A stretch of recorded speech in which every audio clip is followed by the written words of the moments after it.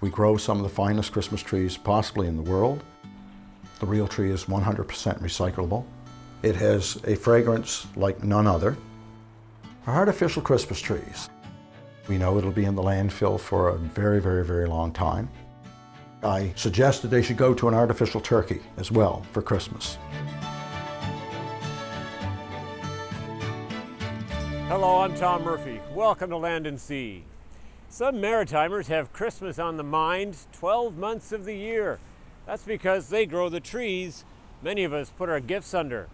For rural families, the tree business can be an important part of the puzzle when it comes to making a living. But these days, not everyone in the Maritimes who grows Christmas trees is feeling festive about the state of the industry. In a holiday season filled with symbols and tradition, the Christmas tree may be the most powerful one of them all. This is the one! Is this the one? And choosing and decorating this tree is a ritual central to the occasion. Last year, 1.3 million Christmas trees were harvested in Nova Scotia alone. 1, 2, 3. There we go. Families in places as far away as Dubai were taking home a maritime-grown balsam fir to decorate. But amongst all those trees, the most famous of them all is the one that gets sent to Boston as a present from the people of Nova Scotia. The Department of Natural Resources searches the countryside for the perfect tree to ship south. This year, it's Mary Lou Milligan's 47-foot white spruce from Mill Cove.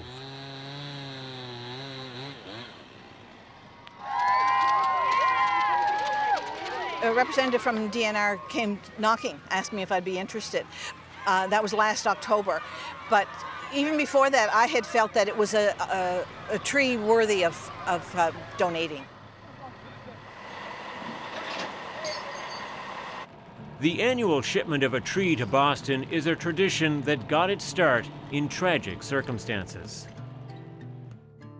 The December 1917 disaster in Halifax was the largest man-made explosion the world had ever known. Sparked by a fire on a wartime munitions ship, the explosion killed close to 2,000 people. Another 9,000 were wounded. Within hours of receiving the news, people in Massachusetts organized a relief train to bring medical aid and supplies north. The following year, Nova Scotians sent the first Christmas tree to Boston as a gesture of gratitude. It's not a surprising choice for a gift from a province with such an abundance of evergreens. Around the same time in rural Nova Scotia, a Christmas tree industry was just getting started. The industry started around 1920, 1922. Jim DeLong in New Germany, Nova Scotia, comes from a family of Christmas tree farmers.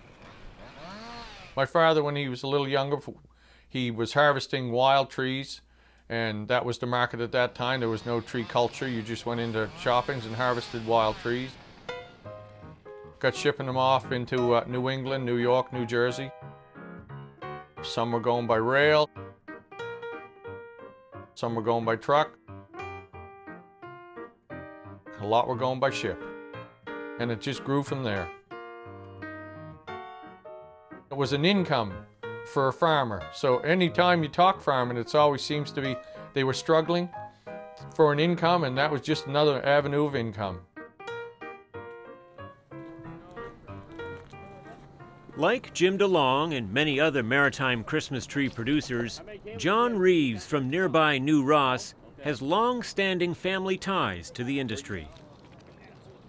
My dad and my uncle and my grandfather logged together, and then Christmas trees happened to be another thing to come along to make a living off of, right? So they would have used oxen to haul them out with, or the horses, whatever they happened to have for a team at the time in the wagon.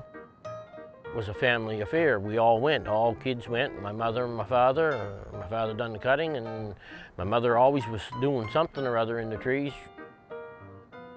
It's sort of a way of life. There's a lot of people that are little families like myself. Almost a century has passed since the birth of the Nova Scotia Christmas tree industry. Chainsaws have replaced axes, and tractors have taken the place of oxen. With technology came rising profits, and by the mid-1980s, business was booming. Producers were sold out by September, and millions of trees were being shipped over the border and across Canada. Murray Krause is the president of the Lunenburg Balsam Fir Co-op.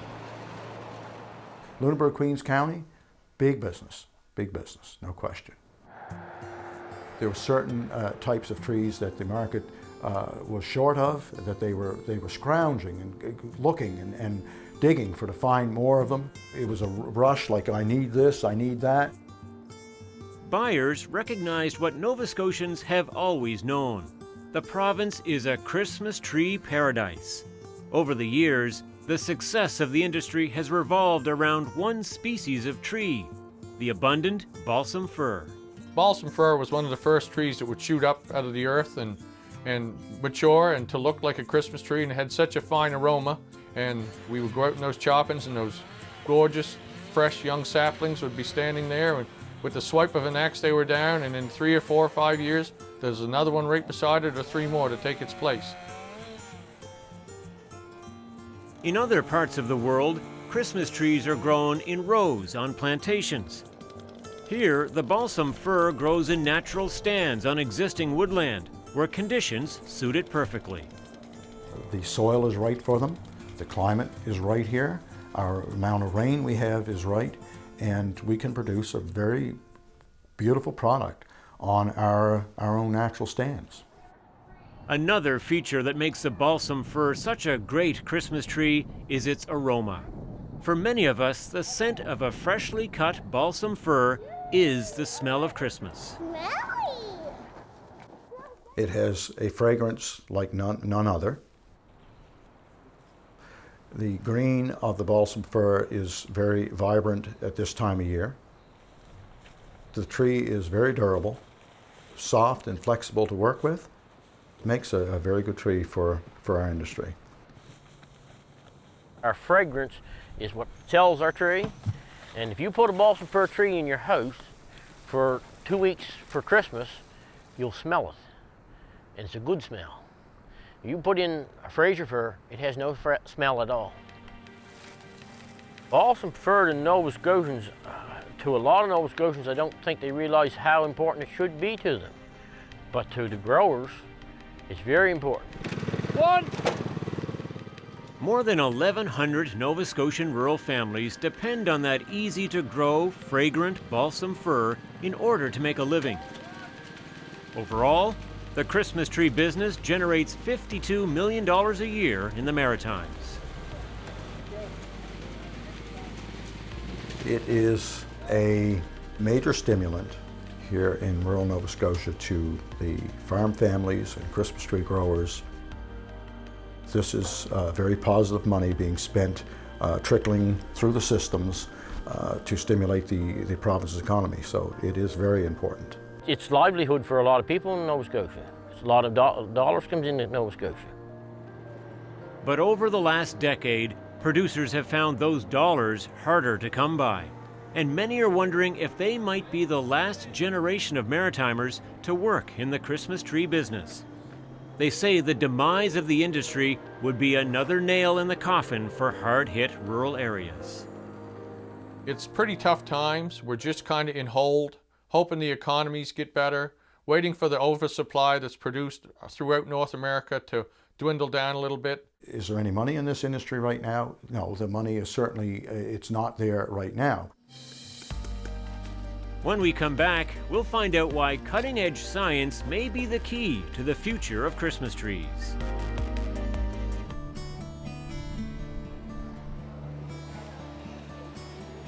It's the end of November, and in Nova Scotia's Christmas tree country, the rush is on. Is this old machine working half decent? Half decent. Yeah. James DeLong is hard at work keeping things running smoothly in his family's wreath factory. Since its heyday in the mid-1980s, the Christmas tree business has taken a turn for the worse. A high Canadian dollar, a slow U.S. economy, competition from artificial trees, and cheap U.S. plantation-grown trees are all contributing to diminishing returns.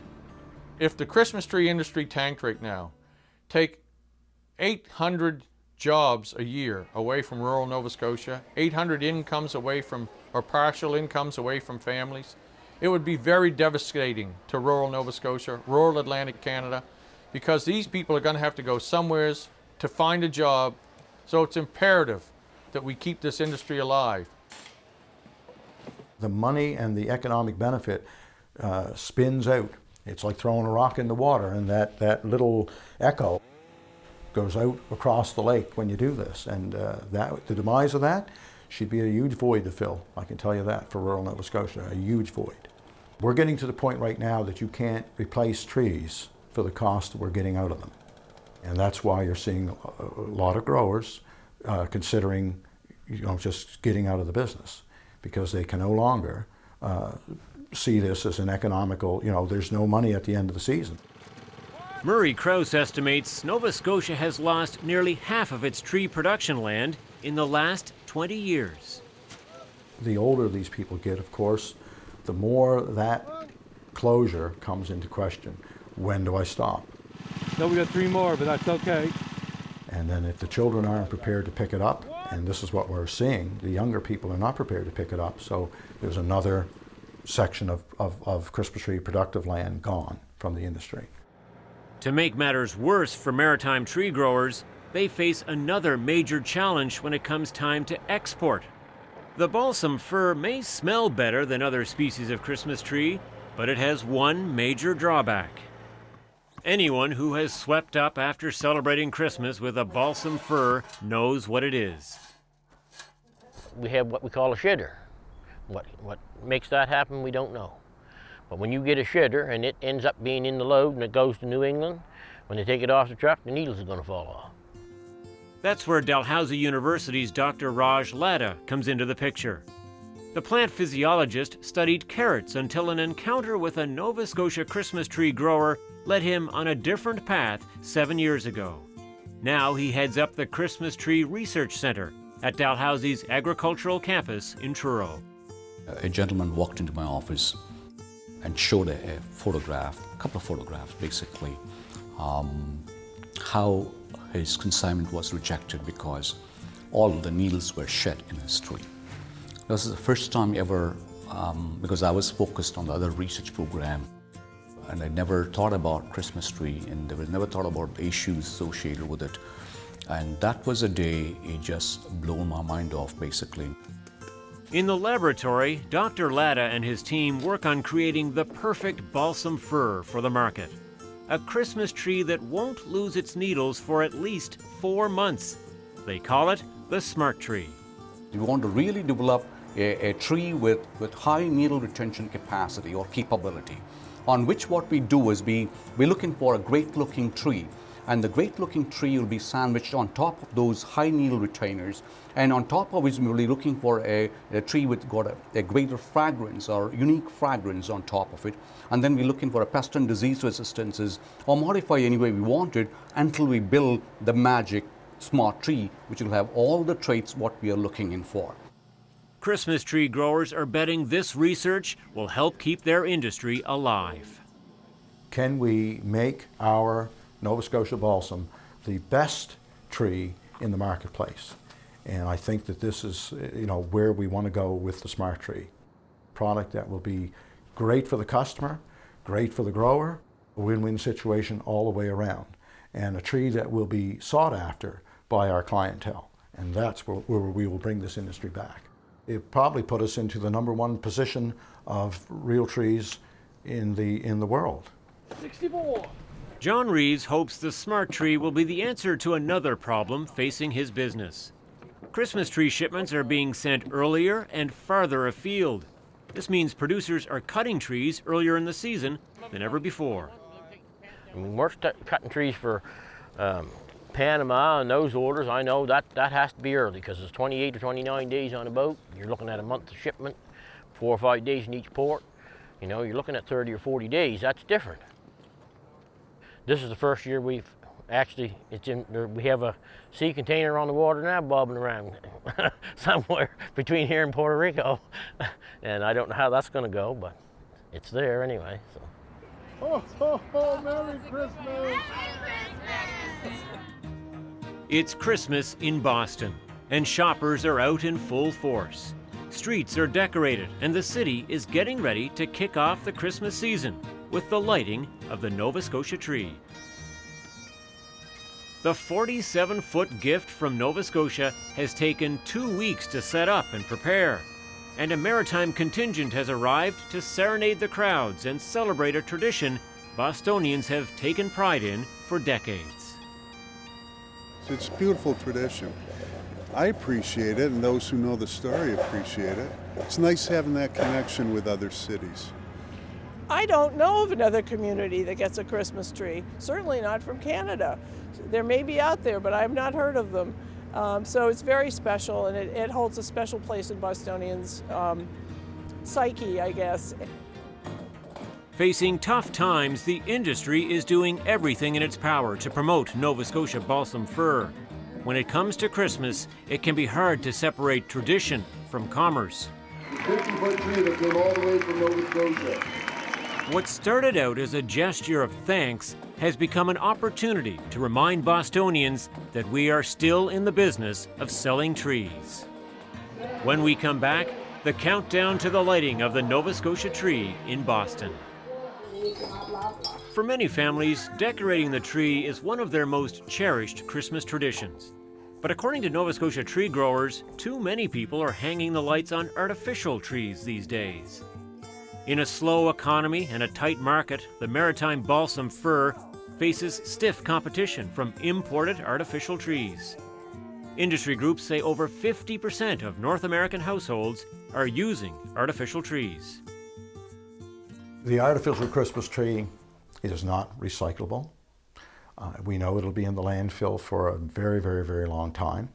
I absolutely am amazed that people would put something like this in their home. I suggested they should go to an artificial turkey as well for Christmas. The real tree is completely renewable. The real tree is 100% recyclable. You have the fragrance of it. We create Nova Scotia jobs here with this industry. It creates money in our economy. Why wouldn't you use a real tree? Exciting. Oh, this is 1 year growth actually. This is probably the fastest growing I ever seen basically this year.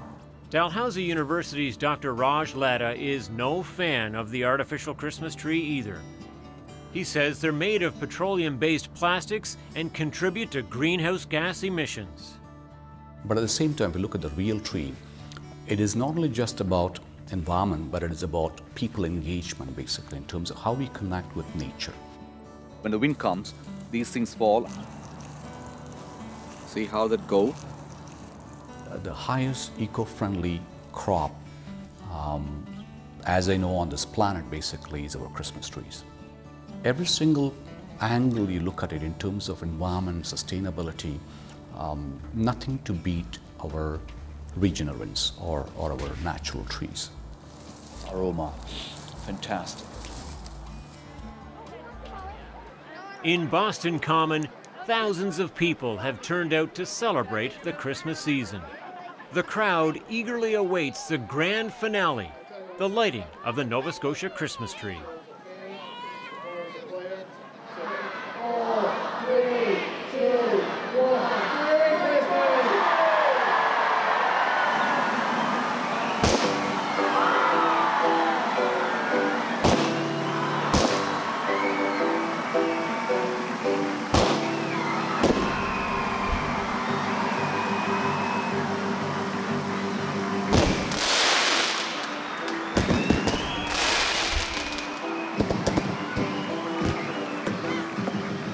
And in the true spirit of Christmas, Mary Lou Milligan thinks her tree is right where it belongs.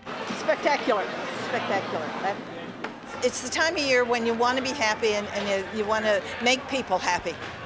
This is where it's meant to be. Thank you for donating the beautiful tree. You're welcome, you're welcome. It is beautiful, isn't it? Yeah. Christmas is a holiday rich with family memories and tradition. The same could be said for the business of cutting down Christmas trees in the Maritimes. If the members of the Smart Tree Cooperative have their way, Maritime Christmas tree producers will be sending their trees to Boston, Puerto Rico, and beyond for years to come. The tough times we're going through now are just growing pains.